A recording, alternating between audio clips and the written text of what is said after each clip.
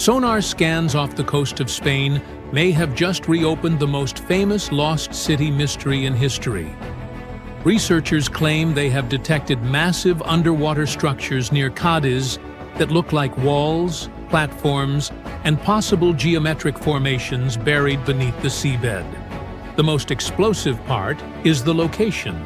This area sits near the entrance to the Atlantic, exactly where Plato described Atlantis more than 2,300 years ago. The claim comes from independent researcher Michael Donnellan, who says sonar data near Salmedina Island shows 3 large concentric structures under the water. According to his interpretation, these formations resemble Plato's description of Atlantis as a city built with rings of land and water. Some reports claim the structures could be thousands of years old, possibly dating back to the end of the last ice age, when sea levels were much lower. That detail matters because, around 11,000 years ago, global sea levels were more than 100 meters lower than today. Large areas that are now underwater were once dry land. If people lived along ancient coastlines, many of their settlements would have been swallowed by the ocean as the planet warmed and ice sheets melted. This is why the Atlantis theory keeps coming back. Not because scientists have found Plato's city, but because real drowned landscapes do exist all over the world. One of the strongest examples is Doggerland, a vast area that once connected Britain to mainland Europe. Thousands of years ago, it was dry land with rivers, forests, animals, and human communities. Today, it lies beneath the North Sea. Another example is the ancient submerged city of Pavlopetri in Greece, which is more than 5,000 years old and still has visible streets, buildings, and tombs underwater. So the idea of a lost coastal civilization is not impossible. The problem is proving that any specific site is Atlantis. The Spanish structures are controversial because sonar images can be misleading. Natural rock formations, erosion patterns, ancient shorelines, and underwater sediment can sometimes look artificial from above. Archaeologists usually need direct excavation, dating, artifacts, tools, pottery, or human-made construction marks before they can confirm a site as a real ancient settlement. Right now, there is no verified proof that the structures near Cadiz are Atlantis, but the location is interesting. Plato wrote that Atlantis was located beyond the Pillars of Hercules, usually understood as the Strait of Gibraltar. Cadiz sits just beyond that gateway into the Atlantic. The region was also home to ancient coastal cultures, maritime trade, and settlements that were vulnerable to earthquakes, tsunamis, and sea level change. That combination makes the area a serious target for underwater archaeology, even if the Atlantis label remains unproven. And Spain is not the only place attracting attention. Some researchers have pointed to underwater formations near Cuba, where sonar surveys detected unusual geometric-looking shapes at depths of around 600 to 750 meters. Others have suggested locations near the Azores, the Bahamas, Morocco, and even the Richat structure in Mauritania.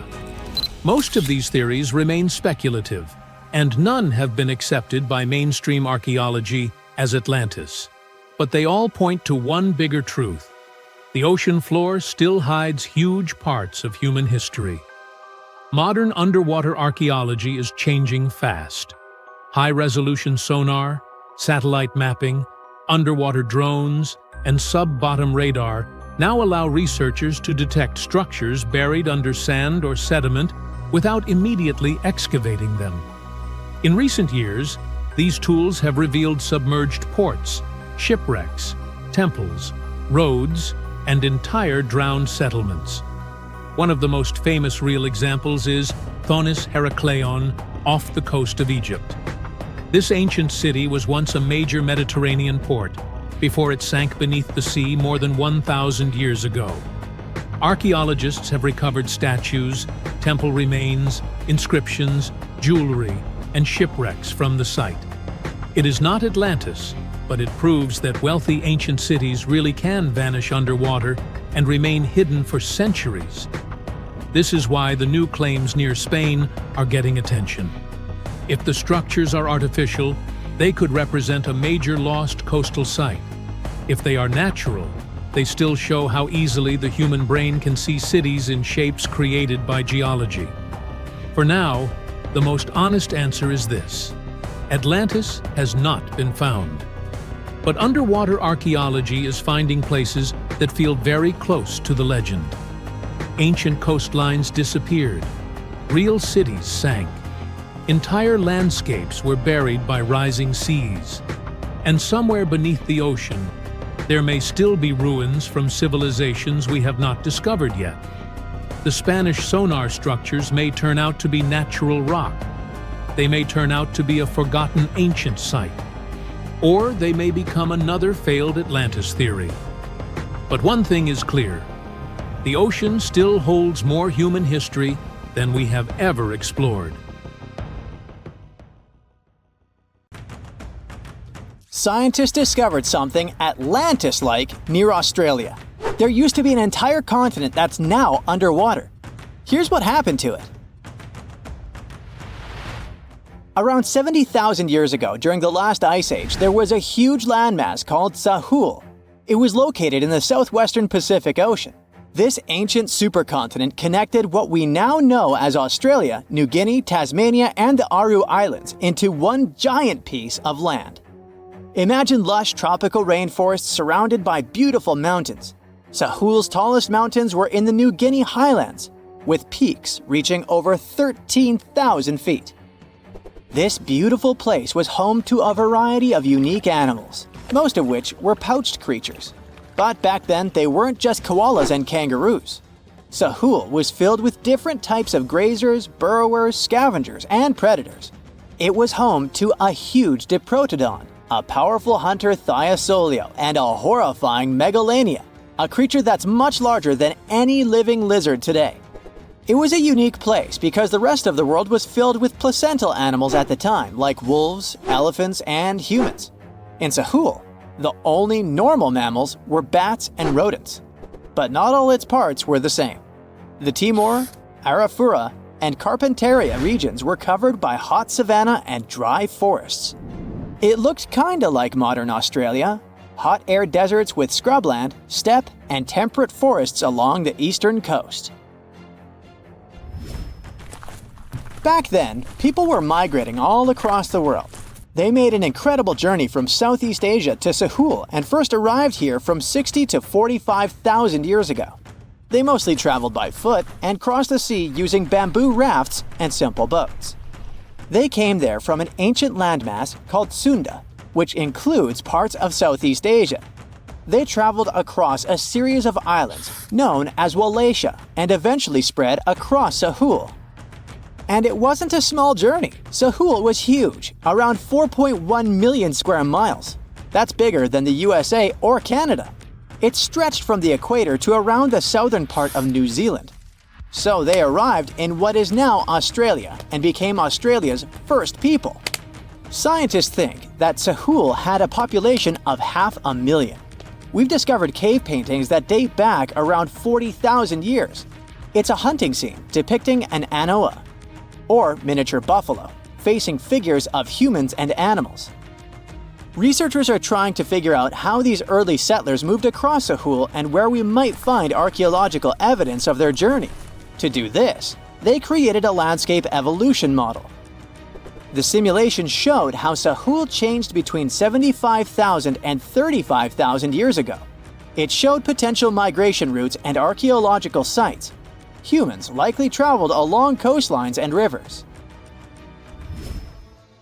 But how did Sahul get submerged off the coast of Australia, similar to the mythical Atlantis? During the last ice age, much of the Earth's water was locked up in large ice sheets and glaciers. The sea levels were much lower than they are today.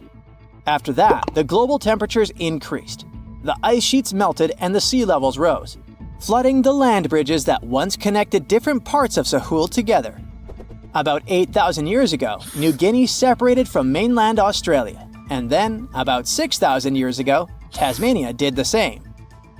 We still can explore the underwater parts of Sahul thanks to new technology. Divers explore and collect samples directly from the ocean floor.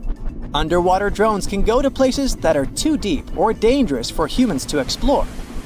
And with sonar mapping, scientists use sound waves to create maps of the ocean floor. It's like using an echo to see what's underwater. The sound waves bounce off the seabed and come back, helping us create a picture of what it looks like. Deep underwater, archaeologists have found stone tools and other artifacts.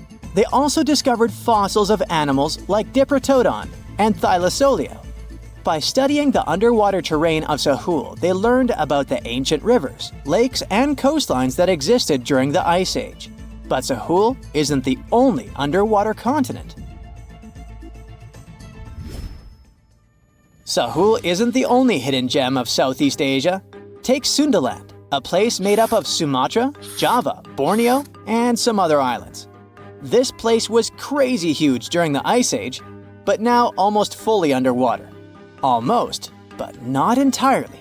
The parts above the ocean are teeming with life. If you like birds, check this place out. It has almost a fifth of the world's bird species.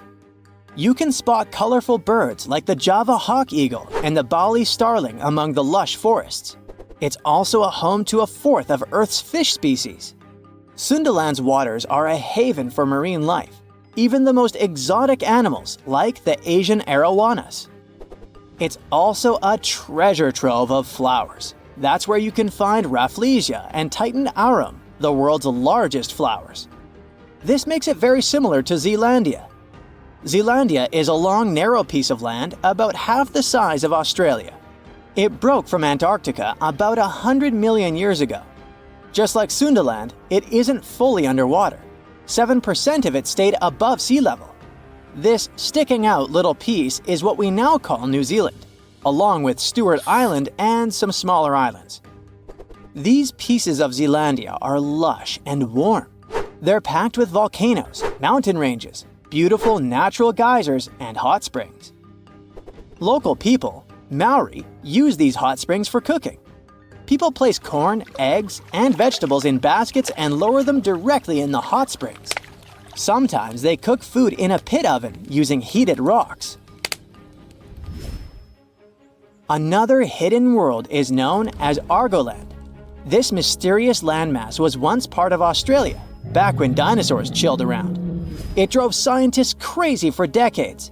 They knew it existed because it left a huge stretch on the ancient seafloor, the Argo Abyssal Plain. About 155 million years ago, it broke off from Australia, saying bye-bye. The continent drifted somewhere north, and when it reached Southeast Asia, it just vanished. Scientists had no idea where it went, but recently they finally found its remains. Turns out, poor Argoland's lower parts started drowning into the Sunda Trench, a horrifyingly deep oceanic pit. The Earth's crust sunk into the mantle. Meanwhile, the upper parts of Argoland were pushed upward, grabbing the younger rocks on land.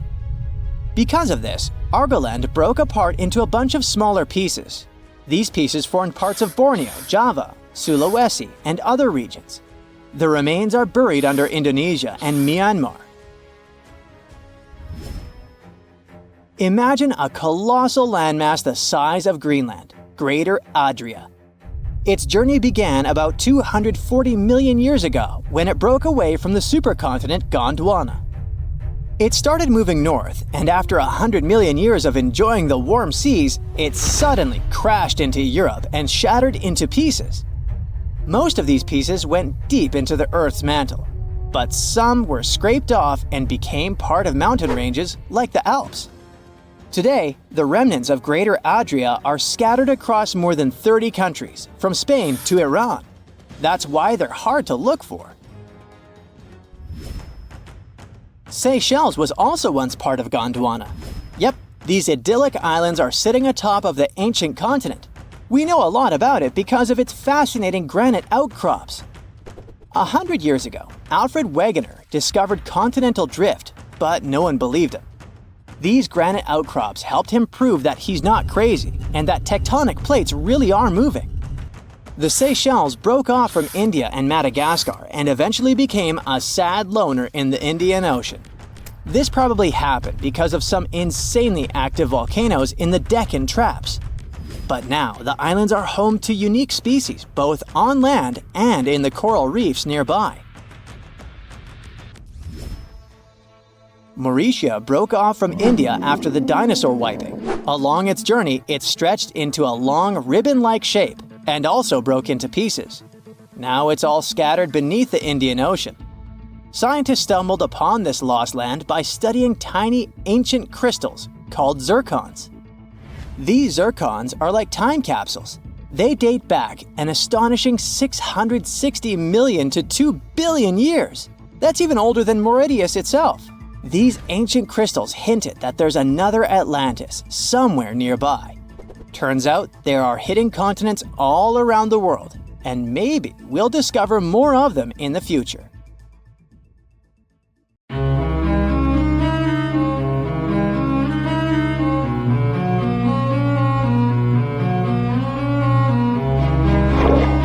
Question for you. Do you think Atlantis could be real? It remains as one of history's greatest mysteries. The legend began with Plato all the way back in ancient Greece. The tale of a civilization that formed and prospered before our own. Atlantis was supposedly a highly technological society, much like the Mayans. But, as the legend says, due to the people's greed, they were punished by a flood that destroyed and submerged their cities. Different theories try to guess Atlantis' location. Some say it was in the Mediterranean Sea. Some say it's beneath the Bermuda Triangle. But, as science has shown us, Atlantis may be only an allegory for humankind. Today, you'll discover several amazing underwater cities that you have never heard of. They existed indeed and are not just a myth. We're taking you on an excursion to the underwater city of Baia, which is on the coast of Italy. Known as the Las Vegas of the Roman Empire, Baia was a resort city. The Roman elite traveled there for recreation. Imagine an open-air spa. That was Baia. You can visit the submerged town by scuba diving and get close to that perfectly preserved, magnificent Roman sculpture, a true underwater wonder. You can spot the crumbled temples and buildings through glass-bottom boats. This is a moss-covered museum in Claudio's Nymphaeum. To your left, you can see a collection of classical Greek statues. Swimming down the Via Herculeana, you'll arrive at Villa Aprotio. Villas are Italian-style houses, and here you can admire their original marble floors. Notice the black and white patterns and the astounding shapes they make. Next, you'll arrive at Portus Julius. Can you see the collapsing wall structures at the bottom of the seafloor? You'll see well-preserved columns and limestone floors. Behold the ruins of the thermal baths of Lacus. The remaining multicolored mosaics are something great to see. You'll see their orange, blue, and green tiles if you get close enough. At Pisoni's Villa Pila, you'll see 25 preserved Roman pillars. Notice the arches, the frescoes nearby, and the magnitude of this well-kept treasure. The city was located over natural volcanic vents, so there were hot springs to be used at will. People went there looking to have an excellent time. And when I say people, I mean some of the great Roman emperors we learn about in school: Nero, Cicero, Caesar. But around the 8th century, the city was sacked and the luxurious town was abandoned. Slowly, the water level rose and the city started to drown. You are on a summer vacation off the coast of Greece, 4 hours outside of Athens, in the Peloponnese Peninsula on Pavlo Petri. You dust off your snorkel and head for a free dive on a bright sunny day. Sometime into the dive, you start noticing patterns on the seabed. 13 feet below the surface, the outline of familiar objects starts to appear, one by one. As you continue swimming, what looks like the outline of an entire city emerges before your eyes. You wonder, how could water have taken the whole city? Rocks are perfectly aligned into what appears to be the foundation of a building. Nicholas Fleming, a British oceanographer on vacation in Greece, was the person that discovered Pavlo Petri. He was documenting the seafloor artifacts. The team found the site filled with pots, storage vessels, and tools. A quern stone, for instance, is a tool used for grinding grains and turning them into flour. Multiple amphoras, which were found then, indicate that this settlement dated back to the Bronze Age, 5,500 years ago, when people started living in towns. The settlement is believed to have lasted for over 2,400 years.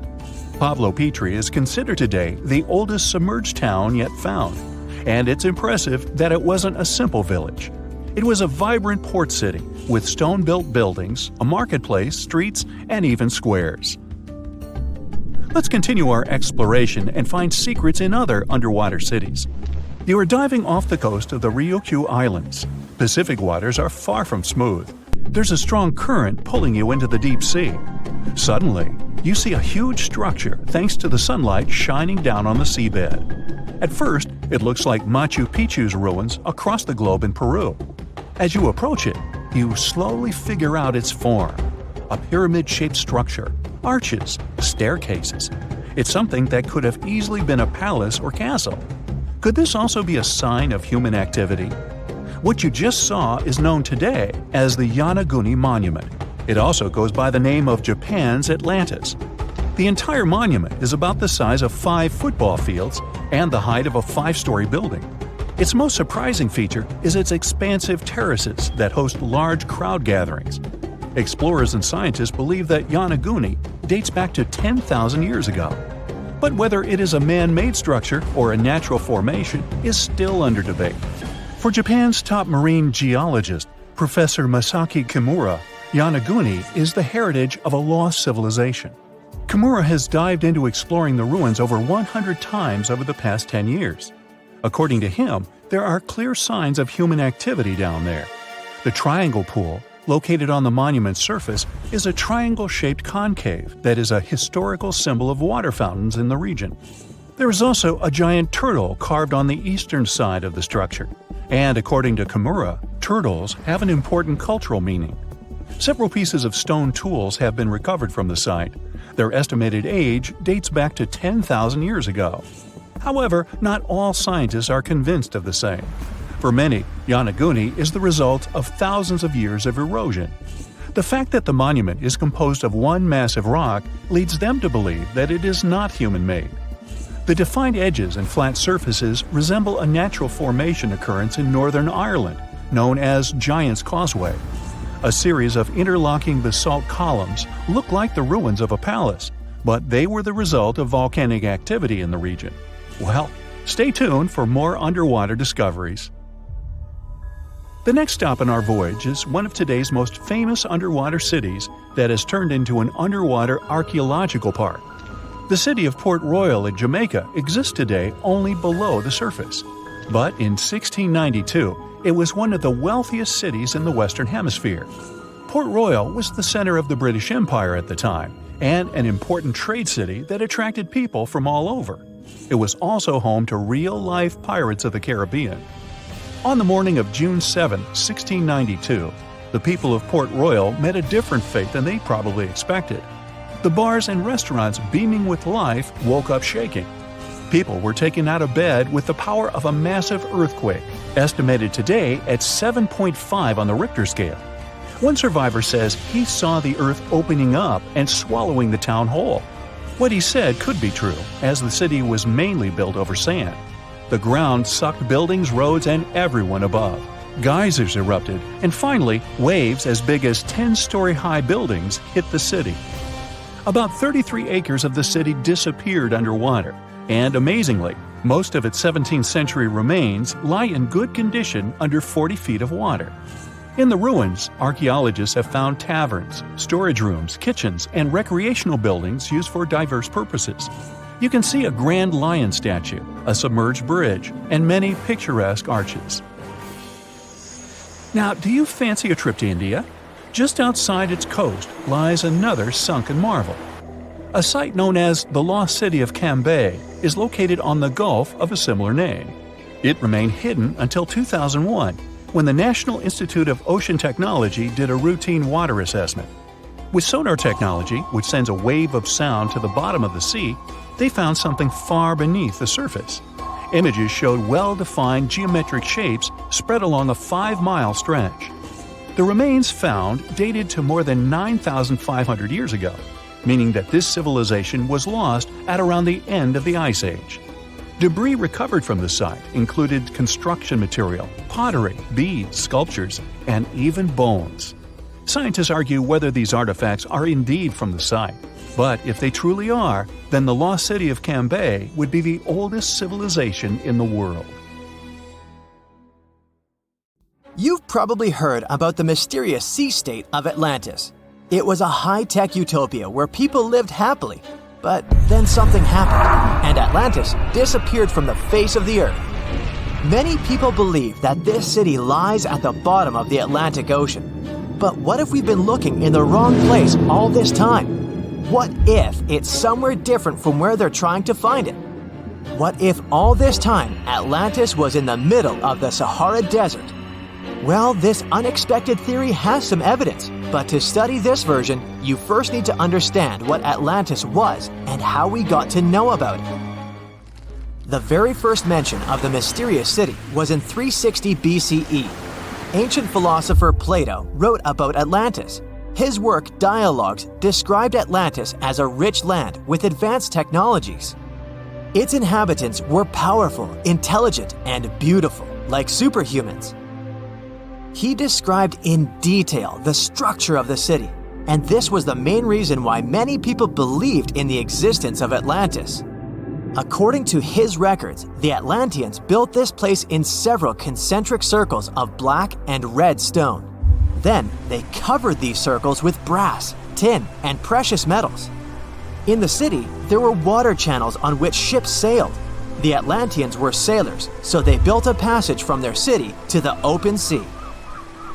On the internet, you can find many drawings of Atlantis, created based on Plato's descriptions.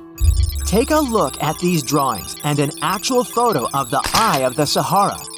This place in the Sahara has a shape of several concentric circles. It looks as if a destroyed city left a trace on the sand. Many people have written online that the lost city was located there, but no one could prove it. Once upon a time, the Sahara was filled with rivers and lakes. In prehistoric times, there was only water there. So far, everything matches. The Eye of the Sahara was first discovered in the 1930s. This place was considered a crater from a fallen meteorite.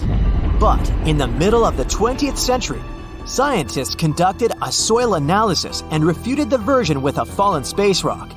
In the end, everyone agreed that this was a dome of molten rocks under which magma was raging. For millions of years, wind and water had been destroying the formed landscape and eventually made it look like perfect circles. But what if the Atlanteans once came to this place and used natural circles to build a city?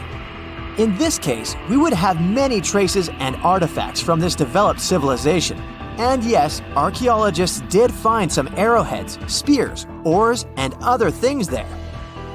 But this has nothing to do with Atlantis. In the Eye of the Sahara, a multitude of Acheulean artifacts lies. It was an ancient tribe that frequented this place. For the first time, Acheulean tools appeared more than 1.5 million years ago. Some of the items found there may be 130,000 years old, and according to the records, Atlantis existed about 12,000 years ago. Archaeologists found no artificial structures in this place. There was also no debris or traces of a large city. People would have found some stuff if a big city with advanced technologies had existed here. The main supporter of this idea was one YouTube channel. It collected 1 million views and attracted the attention of many historians and anthropologists. The theory that the Eye of the Sahara is Atlantis was quickly refuted. People found too many discrepancies between this place and the description of Atlantis. The author tried to catch the viewer's attention by presenting external similarities between the natural landscape and the fictional ancient city. Another popular theory claims that Atlantis was a real continent located off the Bahamas, but then this city was swallowed up by the Bermuda Triangle. According to this legend, the city ruins still lie at the bottom of the triangle, but there's no confirmation of this theory either. Writer Charles Berlitz invented it. Adherents of this theory claim that the walls and streets in the western part of the Bahamas might be the ruins of Atlantis. But scientists disagree. They have proven that these walls are natural formations of coastal rocks. There are also rumors that the story of Atlantis was inspired by an actual historical catastrophe, the Black Sea Flood. This is the Bosporus, a strait in Turkey connecting the Black Sea and the Sea of Marmara. Around 5600 BCE, the Black Sea was twice as small as it is now and had many cities on its shores. Unfortunately, a huge flood destroyed this flourishing civilization. Within a year, cities descended underwater, and surviving inhabitants moved to foreign lands and spread stories about the flood. Maybe these stories inspired Plato to come up with Atlantis. In the 1950s, people came up with another version. Atlantis was the continent that is now Antarctica. Tens of thousands of years ago, a warm continent with a developed city shifted to the northern part of our planet because of the movement of Earth's crust. The Atlanteans couldn't adapt to the cold conditions, and Atlantis was covered with a thick layer of ice. This theory was refuted when scientists began studying the tectonic plate's nature. It turned out that Earth's crust couldn't have moved such a huge continent as Antarctica. The tectonic plates don't behave this way at all. But the main question is, was Atlantis real? No one had described it before Plato. Perhaps the philosopher came up with it. Maybe he did this to emphasize the correctness of his views on life and to identify his philosophical theories. In his works, he wrote a lot about divine and human nature and how people can destroy this nature. He spoke of decaying ideal societies because of immoral behavior and vices. The Atlanteans were once moral, spiritual people who created a utopia, but then they became greedy and mean. They destroyed their inner nature, and for this, they had to witness the destruction of their city. One night, fires and earthquakes hit Atlantis and plunged the city into the sea. The higher powers punished people for their immoral behavior, and Plato also wanted everyone to be afraid of moral decay. But judging by the descriptions of the earthquakes and fire, it may seem that Atlantis was destroyed by a volcanic eruption, as it was with the ancient Roman city of Pompeii. And such destructions have happened pretty often throughout history. Natural disasters ruined many developed cities. One of the most famous cases occurred in 1100 BCE in the Mediterranean Sea when a volcanic eruption destroyed the highly developed Minoan society. The Minoan society existed for about 2,000 years. These people mostly lived on the islands of Crete and Santorini, located north of Crete. The Minoans had beautiful houses, a sewage system, and a developed economy. They were engaged in agriculture, grew fruits and vegetables, painted frescoes, and made jewelry. They were the first people to found the thalassocracy, an empire based on the sea. They lived off of fishing, piracy, and maritime trade. At the time, they performed cruel rituals, and their way of life was far from moral.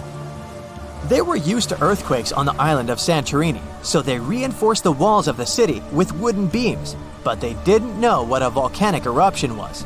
And when the sulfur smell appeared in the air, they didn't suspect the impending catastrophe. When the volcano spilled out tons of lava and ash, all the residents of Santorini abandoned their homes and tried to escape, but they couldn't. The eruption and earthquake triggered a tsunami. A large wave flooded the coastal part of the island of Crete. This hit the economy of the Minoans hard and destroyed their port harbor. Then, foreigners attacked Crete and finally destroyed the developed civilization. Some historians think that Plato could have referred to the Minoan Empire when describing Atlantis. Using their example, he showed how immoral actions could destroy people. The sky is burning. The world's oceans are foaming. Thunder and lightning are shaking the air. Two of the most terrible and powerful monsters collide in a duel. A harbinger of the end of the world. Just the sight of this monster can drive anyone mad. Great and atrocious Cthulhu. And the biggest squid on the planet is fighting against it. a beast that knows no fear, because it's fear itself. The cause of 1,000 shipwrecks, the mighty and hideous Kraken. Let the most epic fight in the history of the universe begin. You're on a fishing boat, sailing in a calm ocean. The water is crystal clear, and there's no wind. The sea merges with the horizon. The land isn't visible, and you feel free. You look over the side of the boat and notice something strange in the water.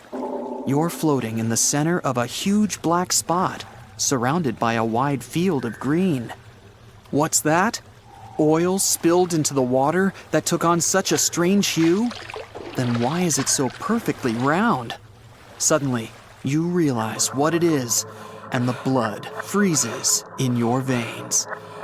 The black circle is the pupil in the center of a huge green eye. The thing that's looking right at you from the water right now is so big that your ship looks like a speck next to it. It's the Kraken. But don't worry, the monster isn't interested in a small prey like you. The Kraken has been sinking ships for centuries and never met any decent resistance. There are thousands of boats lying on the sea floor, but what's the point? The Kraken longs for a real challenge, but can't find it. The largest mammal on Earth is the blue whale, which is no more than a pet goldfish for the Kraken. Even a megalodon could easily lose to the tentacled beast in battle. Maybe look for some great monster on the bottom of the Mariana Trench? No, the pressure is too high, and there's almost nothing living there. But then, the Kraken has an idea. It goes to the most remote place on Earth, a place rarely visited and poorly explored. This place is called Point Nemo. Here, deep below the ocean surface, lies the ancient city of Relia, built long before the appearance of humans. And amidst the slumbering ruins, the huge and powerful Cthulhu is dreaming. This ancient demigod has been resting here for hundreds of millennia. All this time, Cthulhu has been waiting for its hour to wreak havoc on Earth. It's sleeping, but even in its dreams, Cthulhu communicates with members of its very own cult following. It uses telepathy to get into their minds and make them do atrocious things. But all of a sudden, Cthulhu's slumber is interrupted. Who dares wake it so rudely? Cthulhu opens its angry red eyes, overgrown with seaweed, and sees a huge squid in front of it. The Kraken has finally found a worthy opponent. Immediately, it pounces on Cthulhu and wraps its tentacles around the monster's head. The fight begins. Cthulhu heavily pushes off from the sea floor and rushes to the surface, dragging the Kraken with it. Two giant monsters, larger than the tallest skyscrapers, emerge from the water. The sea is raging, and clouds are gathering over the battlefield. Enraged, Cthulhu strikes at the Kraken, but it doesn't seem to feel anything. Lightning flashes in the black and churning clouds. Cthulhu tries to tear the Kraken off itself, but the squid's tentacles firmly grasp the green monster. Meanwhile, you're on your way to Point Nemo to watch the battle unfold. You need to sail from the coast of Chile, and strange things are happening there right now. Hundreds of sailors are climbing on board dozens of ships. There are ordinary fishing vessels, as well as heavily armed and loaded Navy ships. And when you ask anyone where all these people are going, they all give you a dark look and answer, into eternity. The Kraken is taking the upper hand, and Cthulhu calls its followers to help. It hopes the ships will be able to help defeat the enemy, but it'll be 2 days before the first of them arrive from land. Cthulhu finally tears off the Kraken and throws it into the water. The squid attacks again, but Cthulhu grabs it by the tentacles and lifts it above its head. Lightning strikes the Kraken, but it's no more than a spark to the giant monster. At the same time, the entranced sailors stand on decks and look in the direction of the battlefield. At night, they fall asleep and see the same dream about the ancient city of Relia. In the center of it, there's a twisted chapel, and inside, Cthulhu sits on its throne, calling its followers. Day and night and day, the monsters have been fighting each other with their last strength. And at last, tiny dots gather around them. The ships have arrived. They're ready to attack the Kraken, and Cthulhu gives them a mental order. But the Kraken has its own ace up its sleeve. It hadn't been sinking ships just for fun. Very often, it saved thousands of marine creatures caught in fishing nets. And now, they and their offspring from all over the ocean come to help the Kraken. Huge octopuses, blue whales, great white sharks, electric eels. They're all attacking enemy ships. Whales are ramming the submarines, and eels are turning vehicle engines off with their electric discharges. Suddenly, the Kraken dives under the water. Did it give up? Got scared? Not likely. Cthulhu looks out into the ocean and waits for the squid to attack. The Kraken swims beneath the fighting people and fish. It starts twisting its tentacles, creating a huge whirlpool. The ships are doomed now, and Cthulhu can only rely on itself. The Kraken is a powerful creature, but it's an animal after all, while Cthulhu is incredibly intelligent, albeit malevolent. It understands that the Kraken is a sea monster and can be defeated once on land. Cthulhu's roar shakes the skies. Lightning bolts strike the ocean. The water is boiling. The ancient city of Relaya is rising from the bottom of the sea. The Kraken can't escape here. It needs water.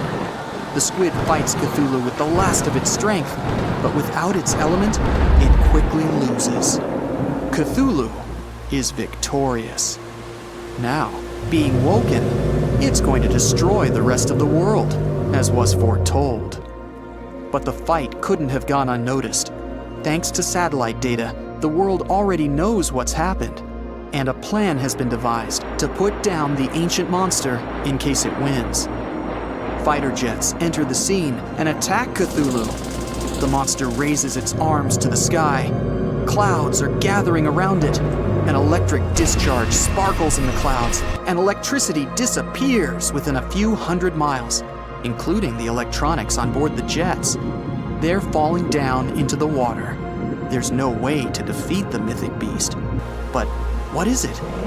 Satellites are suddenly falling from the sky in dozens. Cthulhu didn't know that Point Nemo is the dumping ground for space debris. Since this is the farthest point from Earth, it's safe to drop idle satellites here.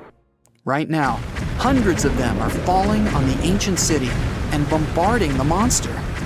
Disoriented by the sudden assault, Cthulhu retreats back underwater along with its city. Then and there, it decides to go back to sleep for another 1,000 years and wait for a perfect moment to ruin the world. Cthulhu's mind-controlling ability made all the witnesses of the battle forget what they saw. Humanity is again unaware of the dangers from the depths.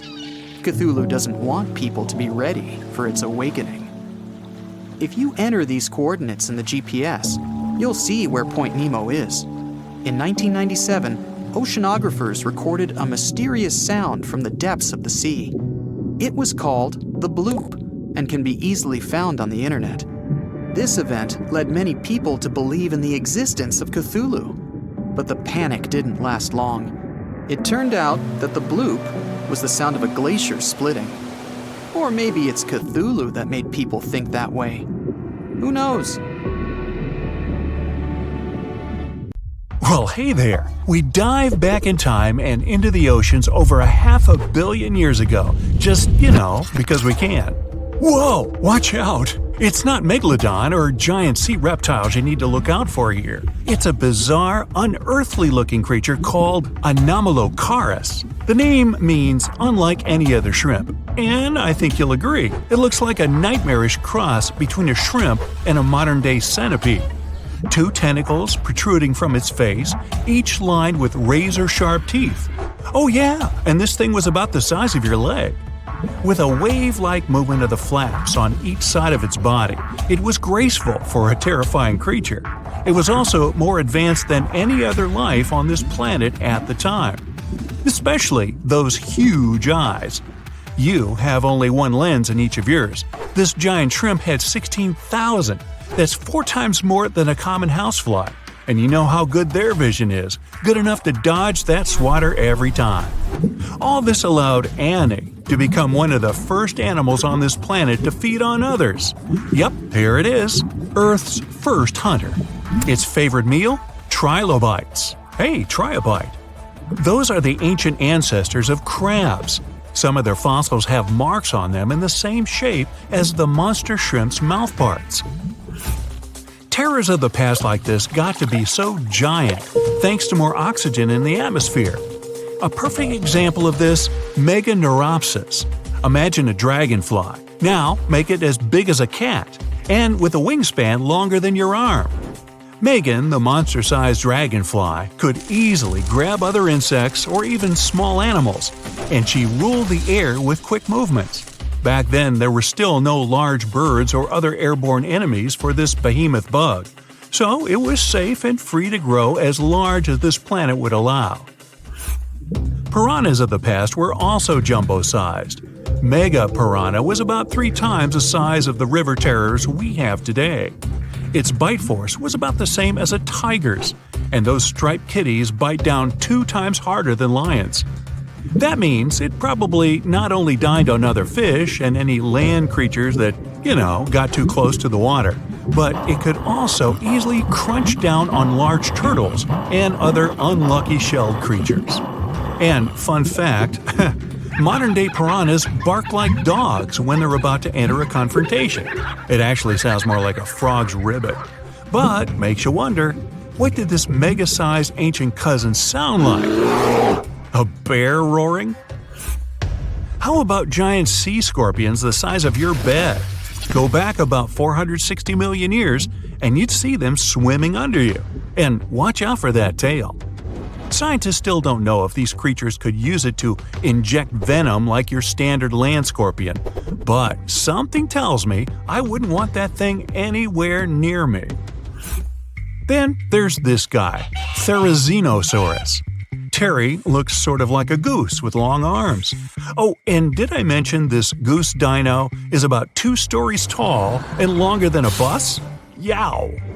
Its arms make the T-Rexes look even more bite-sized, each 8 feet long, almost triple the length of T-Rexes.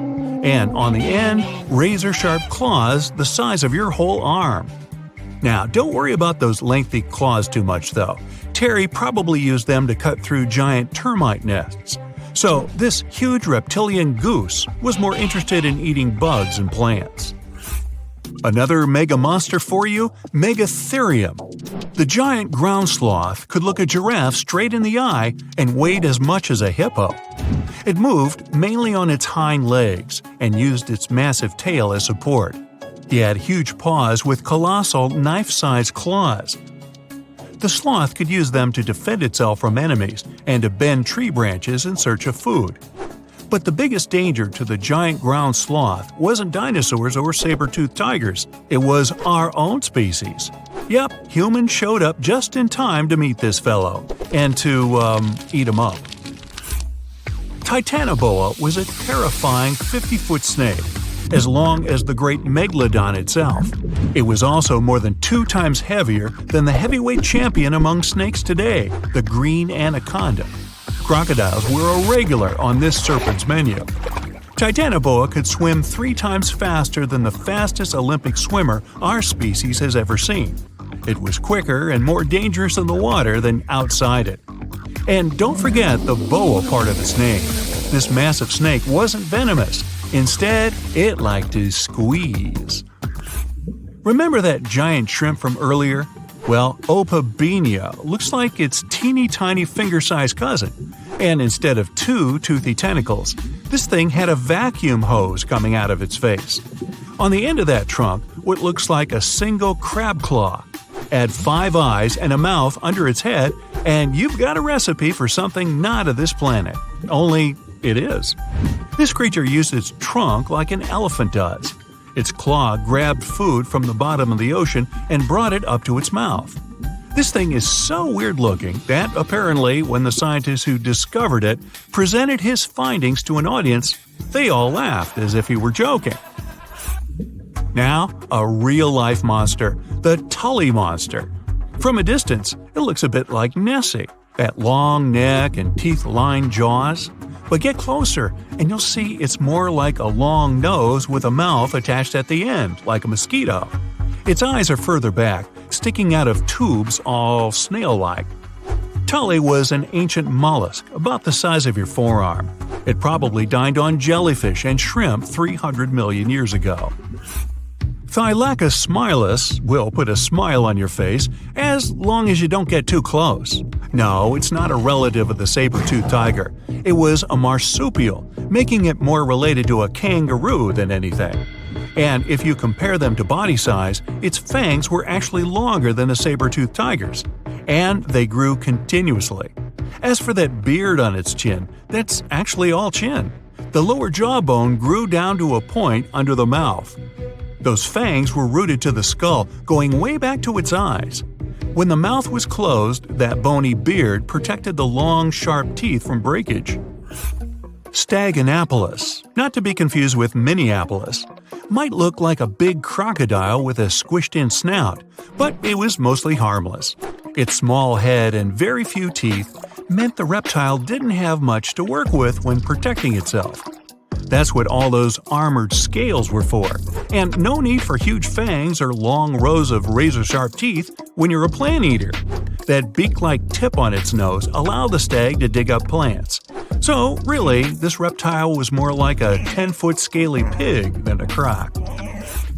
Basilosaurus was a type of ancient whale that lived on our planet about 45 million years ago. Not quite as long as a blue whale, but this guy was still big enough to munch down on other whales and even sharks. Some people believe these monsters could still exist today. Eyewitnesses claim to have seen a giant sea dragon, and Basilosaurus fits the description. Plus, 90% of our oceans are unexplored. There's plenty of space to hide a sea monster. But scientists haven't found any fossils of this ancient whale younger than 3.7 million years. So, this myth is busted. Stegosaurus is one of the most recognizable dinosaurs that ever lived. It can easily be distinguished by those huge spikes on its tail and the bony plates on its back. It was twice as long as a giraffe and nearly 5 times heavier. But compared to its body size, it had the world's smallest brain. It was no larger than a dog's. Pelagornis had the largest wingspan of any bird ever discovered. It was twice the size of the largest bird today, the wandering albatross. Such huge wings made it hard for the bird to take off. It could only do so by jumping off cliffs. And when it finally spread its wings, this giant could only go about 40 miles per hour. The fastest bird today can reach speeds 5 times that. The first thing you feel is some heaviness around your body, as if you're sleeping under a soft but weighted blanket. It feels nice, and you're too lazy to do anything. Fortunately, you gather enough strength to move the blanket. You open your eyes, and it's weird. You're surrounded by some blue glow. You want to rub your eyes and discover that you have tentacles instead of hands. How about skipping the part where you're terrified and can't believe you've turned into the Kraken? After a couple of days of existential horror, panic, and total madness, you finally calm down. Now, let's figure out what it's like to be the most terrifying ocean monster. So, that heavy blanket is water pressure. It's colossal at the depth where you're hiding. Few living beings can withstand it. Take a passenger car down there, and it will burst apart under the heavy weight of the water. But you're the Kraken. You're more powerful than any car. Your body doesn't collapse in such conditions.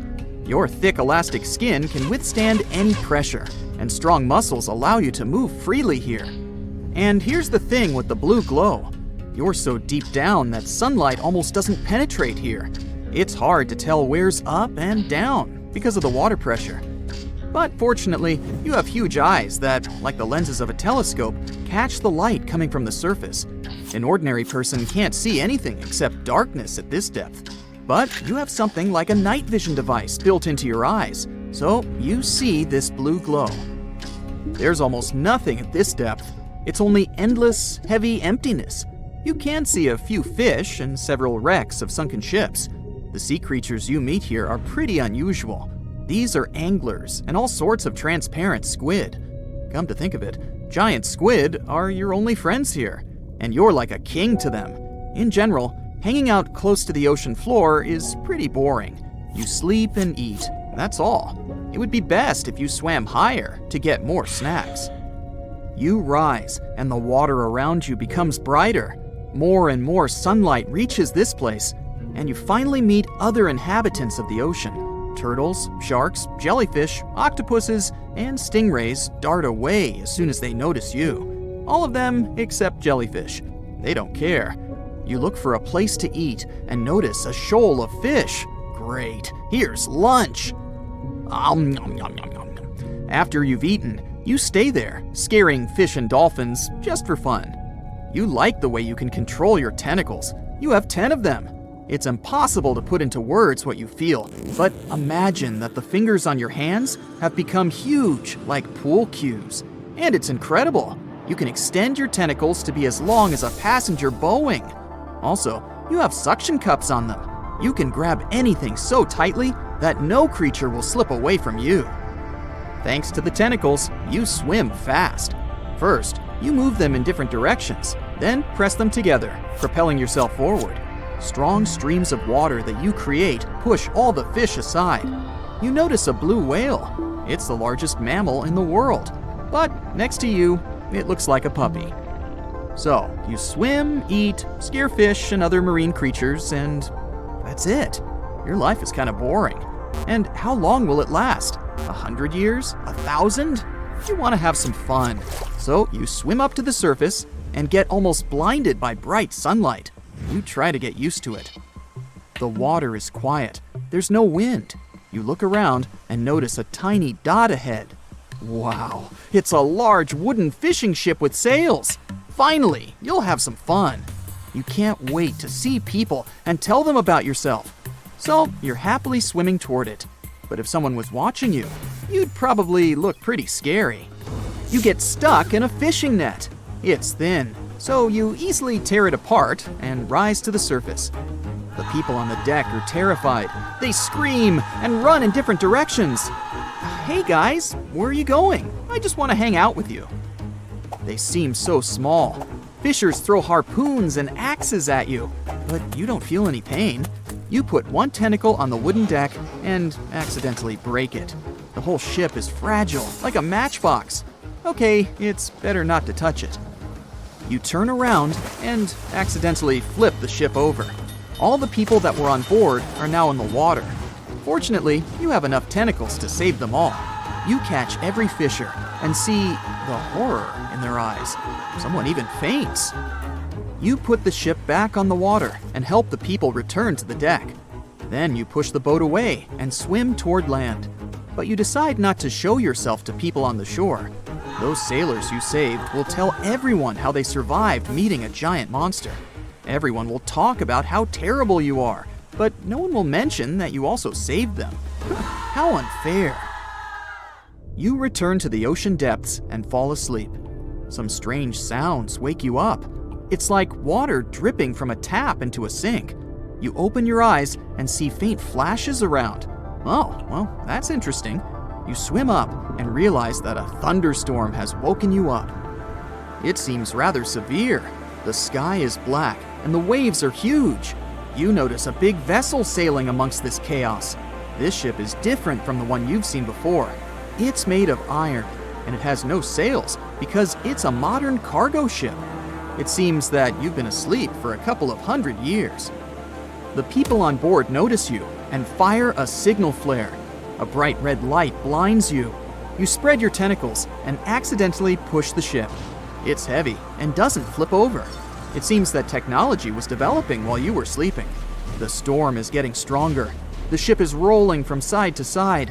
You try to hold it with your tentacles, but it scares the people on board. They scream, and you understand their reaction. A colossal monster has come out of the black depths and grabbed their ship. It's unpleasant to see that they're afraid of you, so you decide to swim away. Offended, you're hiding close to the ocean floor. It turns out it's not much fun being the Kraken. You can only hang out with fish, but they can't talk. People are afraid of you, and you don't want to make them uncomfortable. You feel so alone in this world. You eat your lunch and go back to sleep. "Hey, Mr. Kraken, can you hear me?" a voice says. You wake up and shudder, terrified. Who said that? Were all the stories about the Flying Dutchman true? Have you just heard some phantom speaking to you?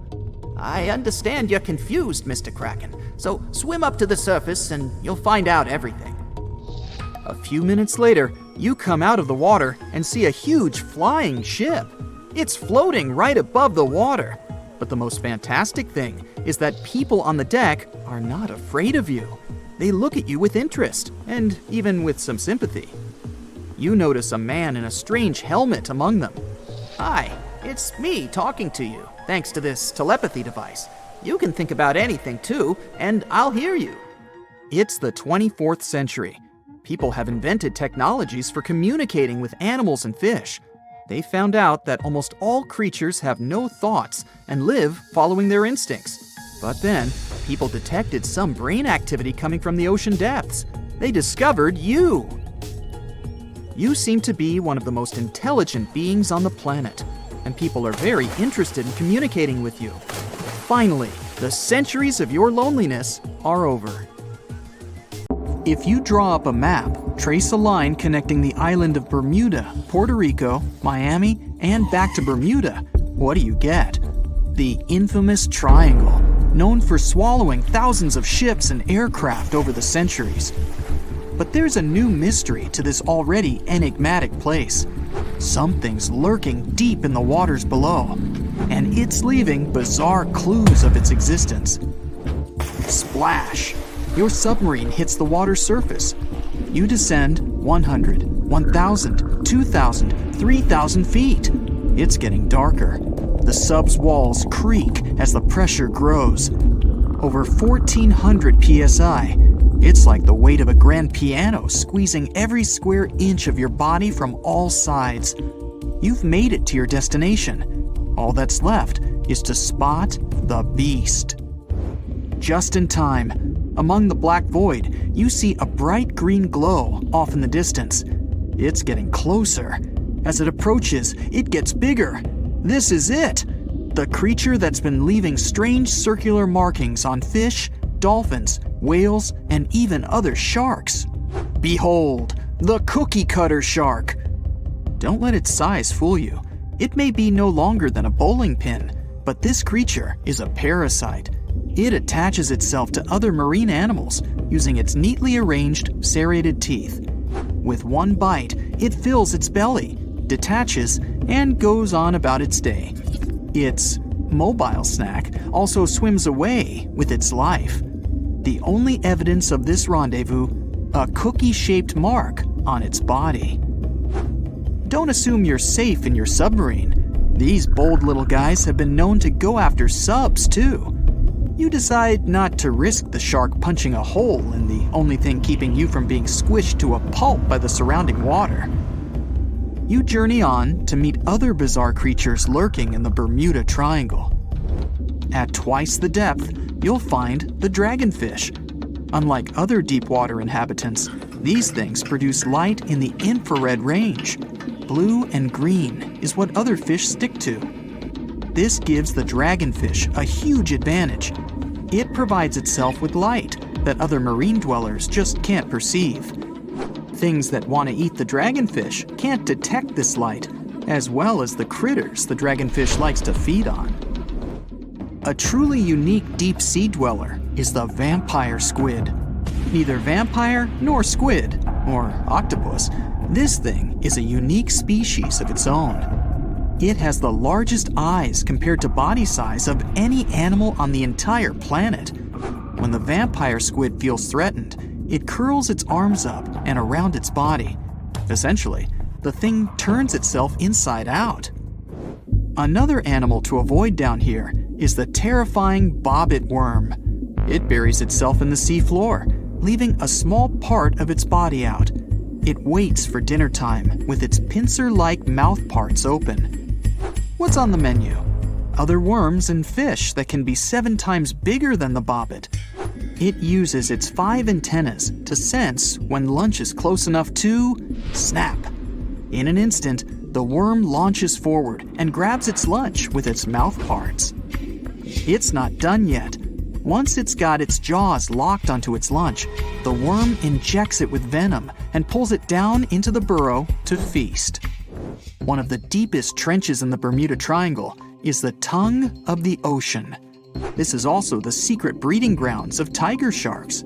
You'll instantly recognize them thanks to those darker gray tiger stripes on their sides.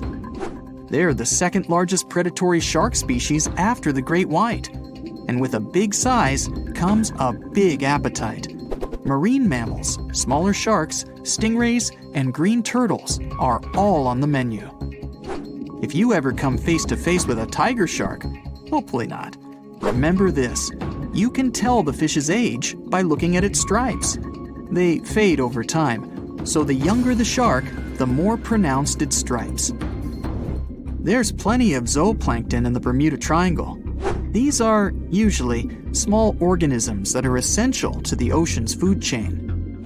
But get this, if nothing ate them and they were left to grow out of control, zooplankton would cover the entire world in layers and layers in just 4 months.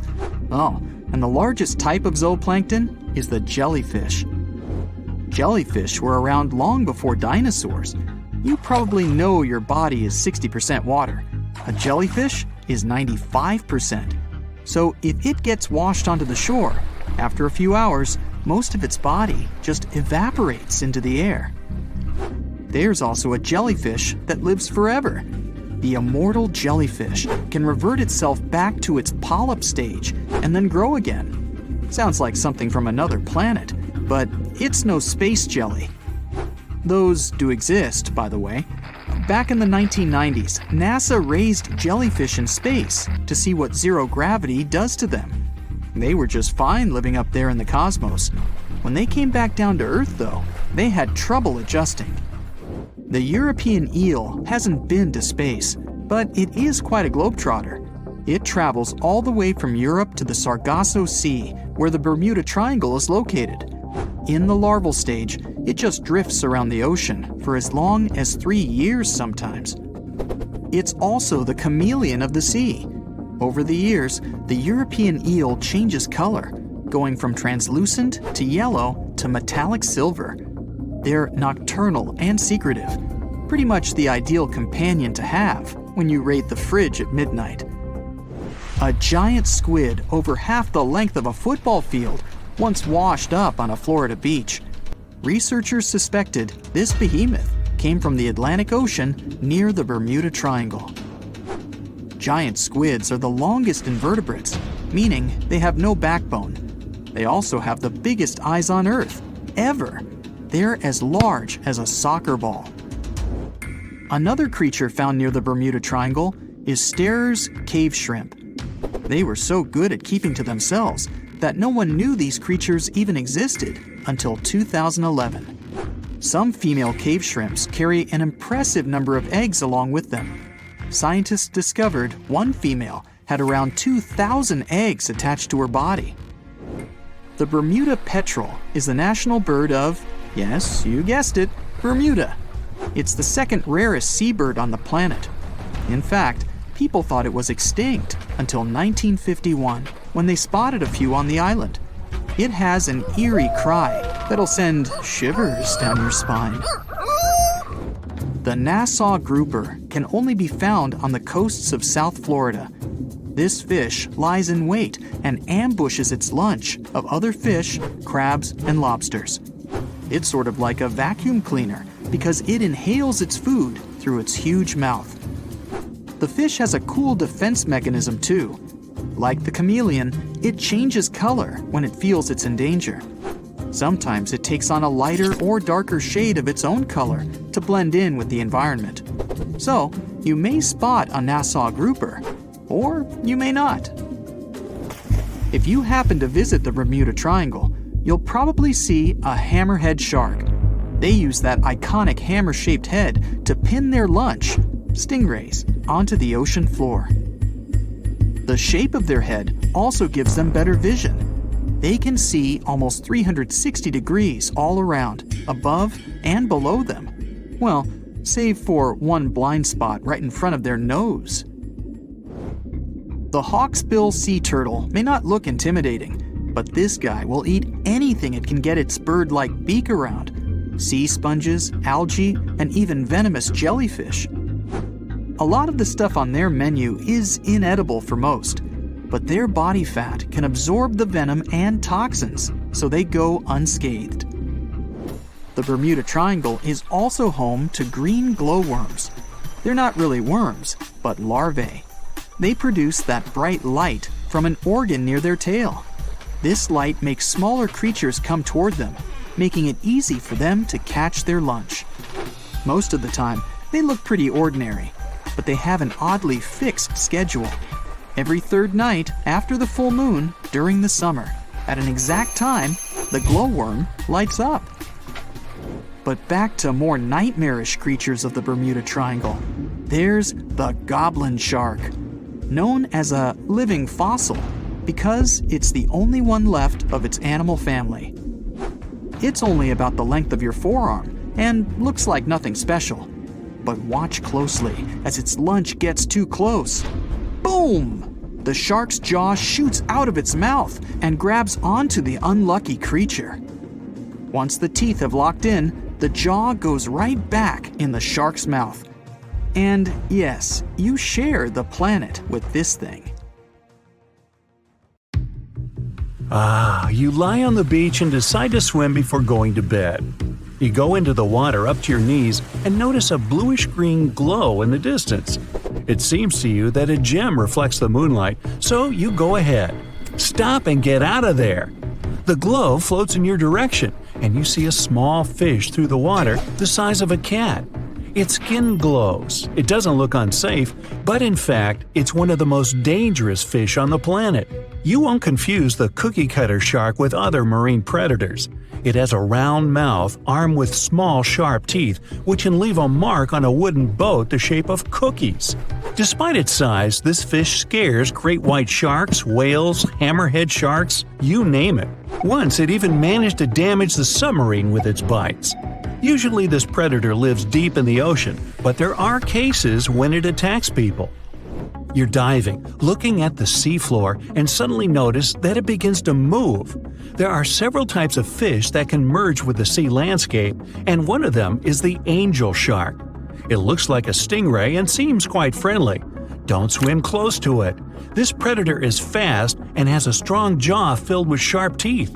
It's aggressive and can attack.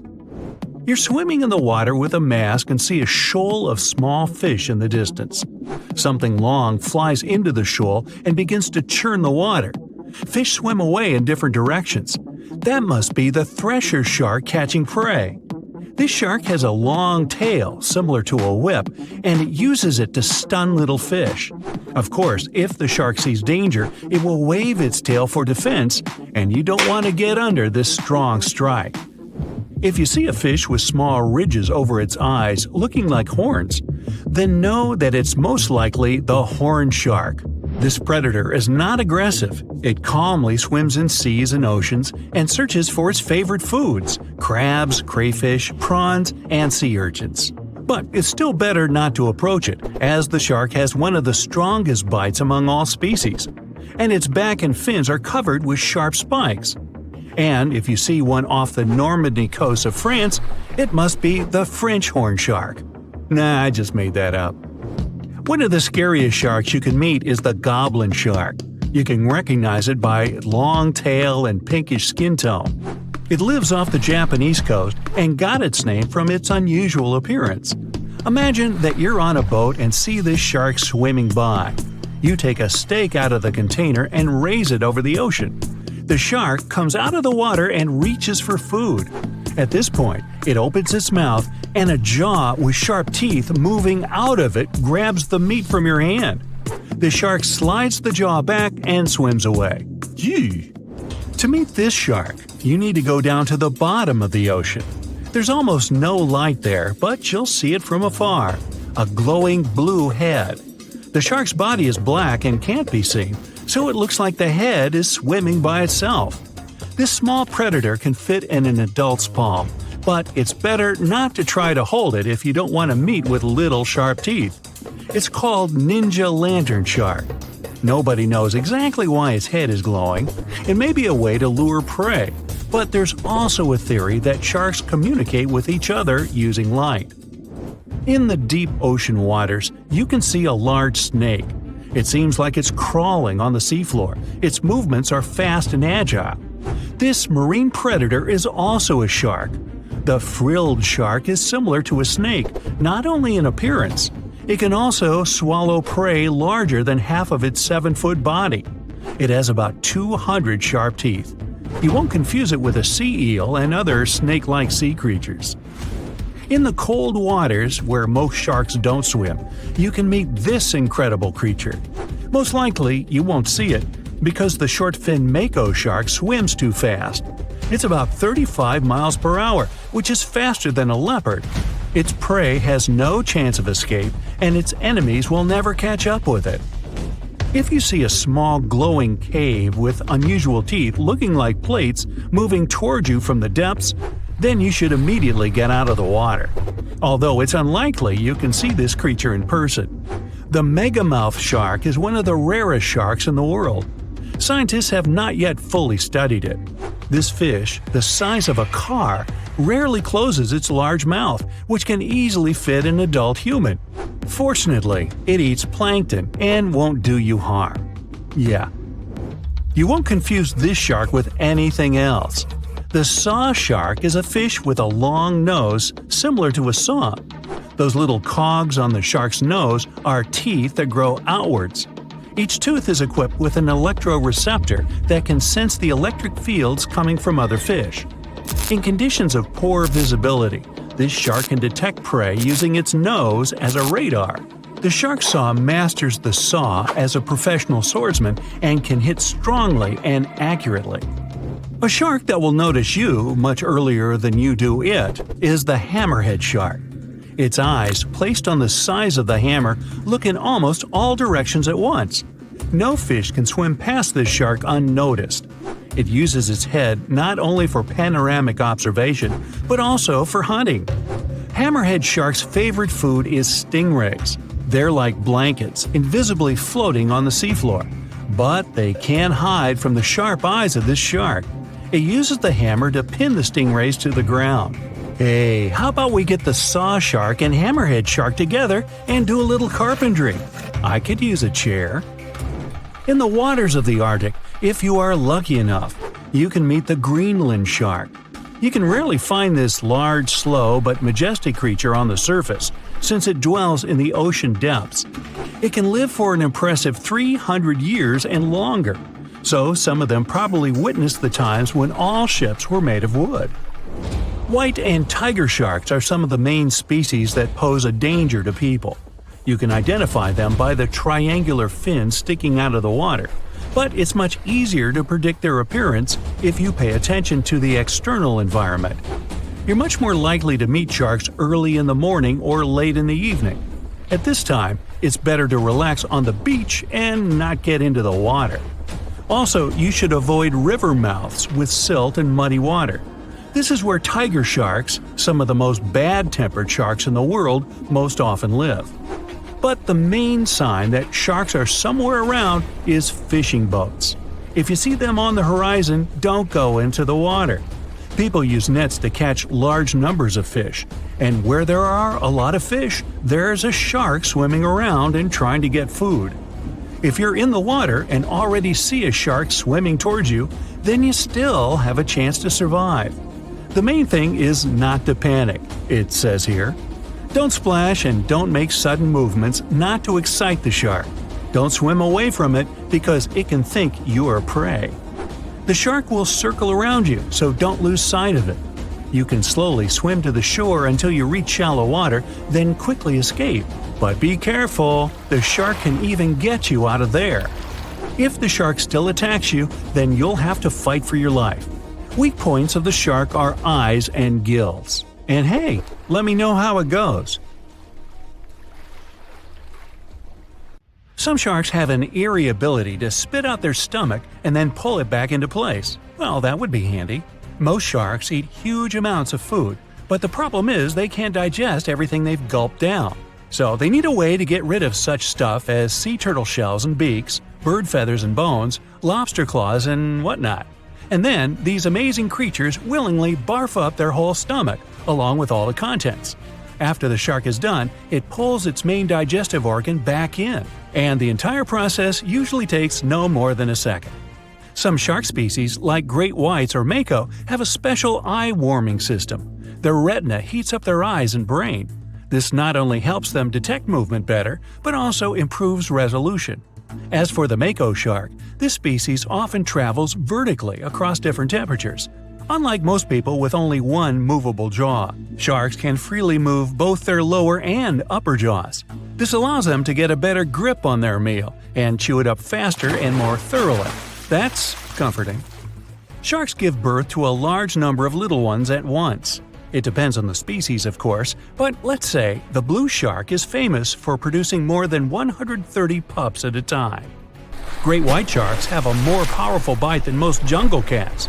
A 20-foot-long underwater hunter can produce a force of more than 4,000 pounds per square inch. And that's a bite 4 times stronger than that of a lion or tiger. People, with their measly 150 to 200 psi bites, aren't in the running whatsoever. Swell sharks defend themselves by swallowing huge amounts of water.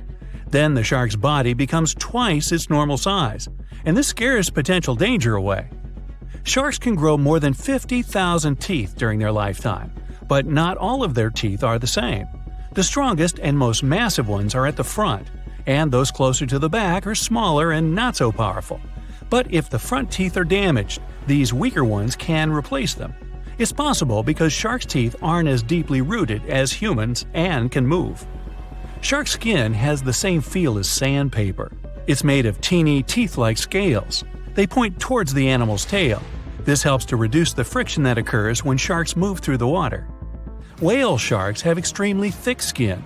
In some places on their body, it can be 6 inches thick. It's one of the toughest in the animal world.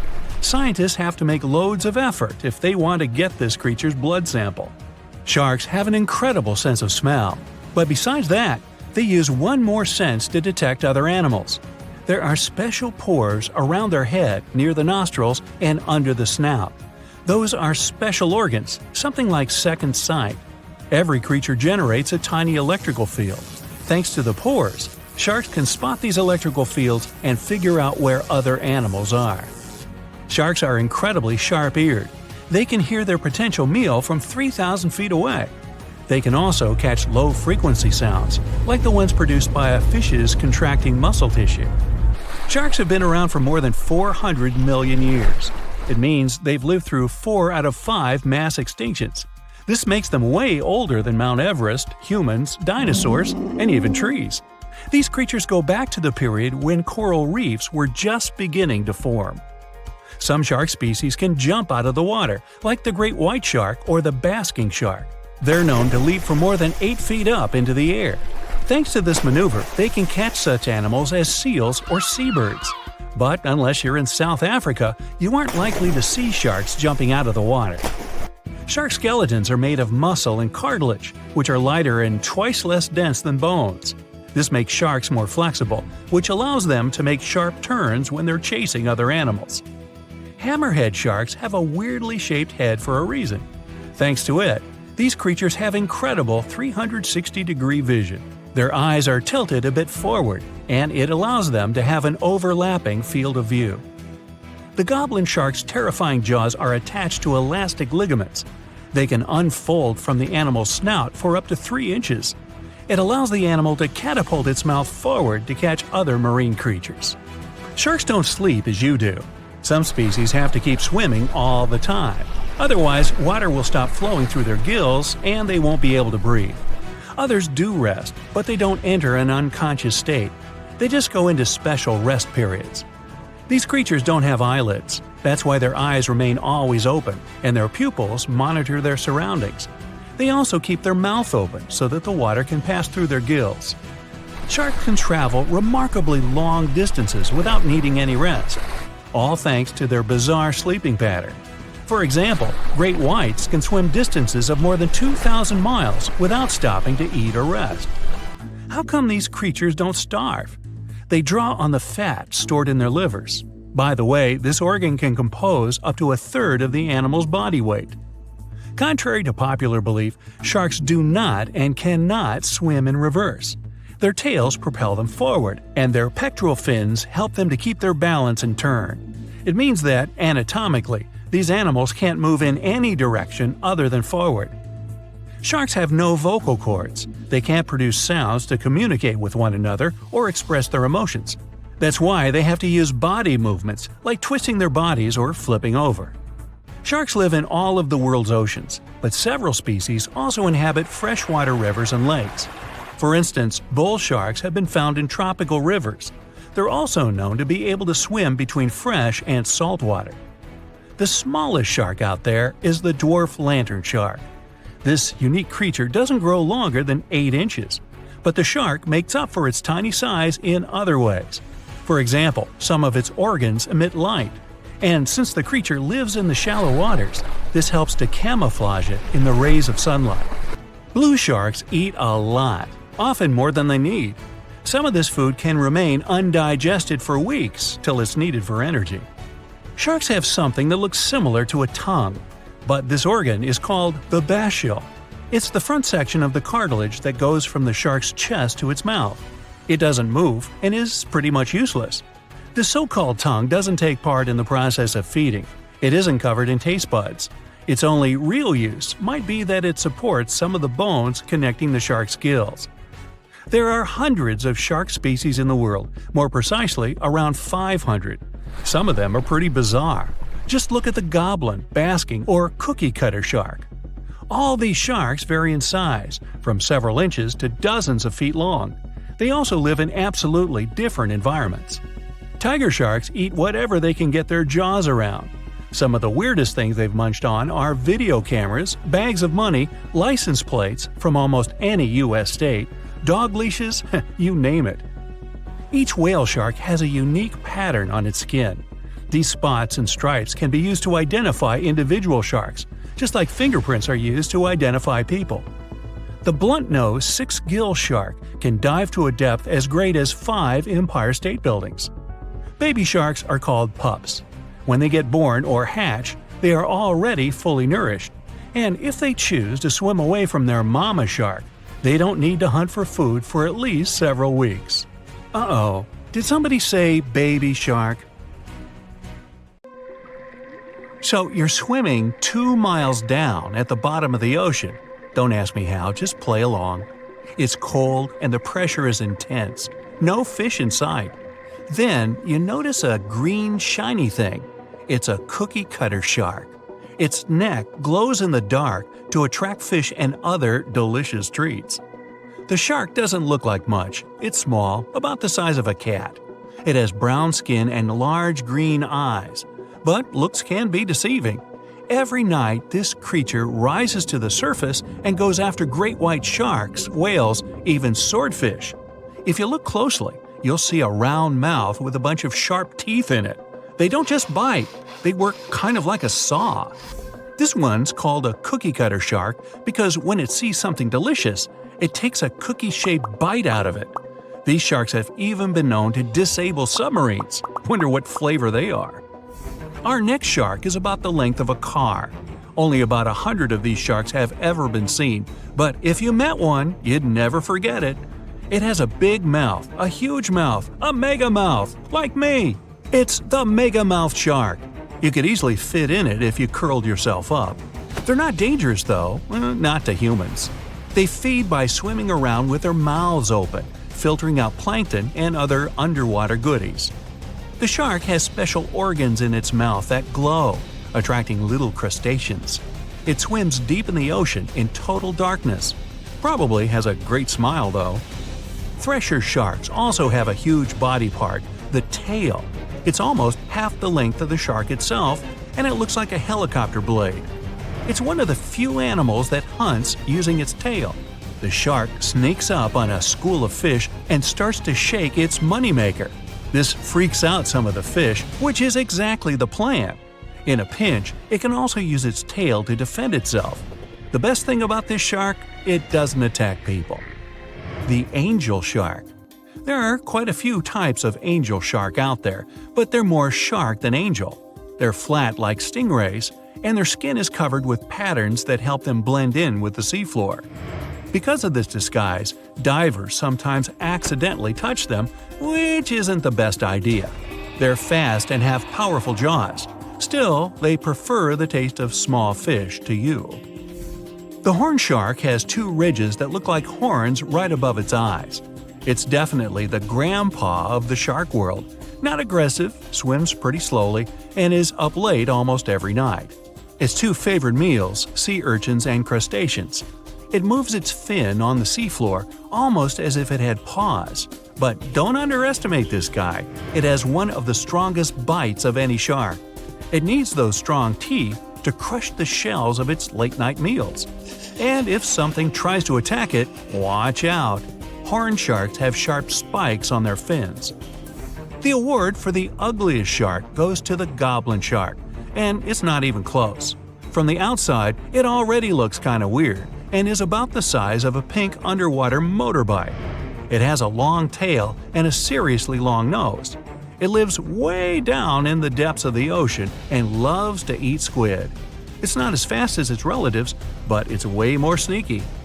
It has a secret squid catching technique which is totally wild. The shark swims behind the squid.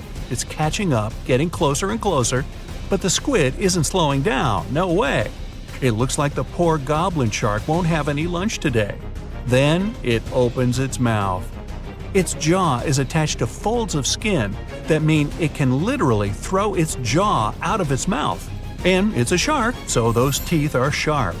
That extra reach helps it grab its lunch, and when the meal's over, it pops its jaw back in its mouth. These sharks have been seen many times off the coast of Japan. They're actually named after the goblins in Japanese myths and fairy tales. There's only one thing out there cooler than a ninja shark. It's the ninja lantern shark. Imagine there's a tube you can slide down that takes you to the bottom of the ocean. It's too dark, you can't see anything. Suddenly, a glowing dot, moving around in the distance. It's coming closer, shooting towards you. It's a blue glowing head. Worse, it looks like this head doesn't have a body attached to it. The ninja lantern shark has black skin, so it's almost invisible in the dark. It's only the size of a human arm, but its small, sharp teeth are no joke. No one really knows why this shark glows. Maybe to attract tasty fish? Another theory out there is that it uses this light to communicate with its friends. It has friends? The hammerhead shark. These ferocious sharks can weigh up to half a ton. They live in tropical waters all over the world, and they're one of the most recognizable sharks out there. Their eyes really are located on the sides of their hammerhead. This means they can see in almost all directions. They even have special neck muscles to lift their head up and down just to see that little bit better. Their favorite food? Stingrays. You know, those flat things that swim along the seafloor, camouflaged to look like sand and bits of rock. Stingrays get by blending in with their surroundings. Danger mostly just swims by. But the hammerhead's eyes see everything. Uh-oh. Great white sharks, hammerheads, and other large sharks live for about 25 years. But one shark can live much, much longer. The Greenland shark can live anywhere from 300 to 500 years. It lives mostly in the North Atlantic and Arctic Oceans. It loves to swim deep down where it's dark, so it uses its nose to sniff out food. Since it spends so much time down there, it's figured out how to withstand the strong pressure. It's one of the oldest living, largest, and slowest fish on Earth. Just imagine, you're on an Arctic cruise and you see one of these sharks moving slowly through the freezing cold water. It might be 400 years older than you. Most sharks are omnivorous. They can go after dolphins, other sharks, crabs, sea urchins, smaller or even larger fish, hot dogs. Kidding about the hot dogs. But the bonnethead shark is a bit different. It eats algae for about half its meals. It's actually related to the hammerhead shark, but its head looks more like a shovel. Can you dig it? If you see this guy swimming around, you might think it's a sea snake or a huge water worm. Frilled sharks like to swim way down at the bottom of the ocean, like a lot of sharks. When they're chasing something delicious, they move kind of like a snake. And just like a snake, they like to gulp down their lunch all in one piece. But that doesn't mean they don't have teeth.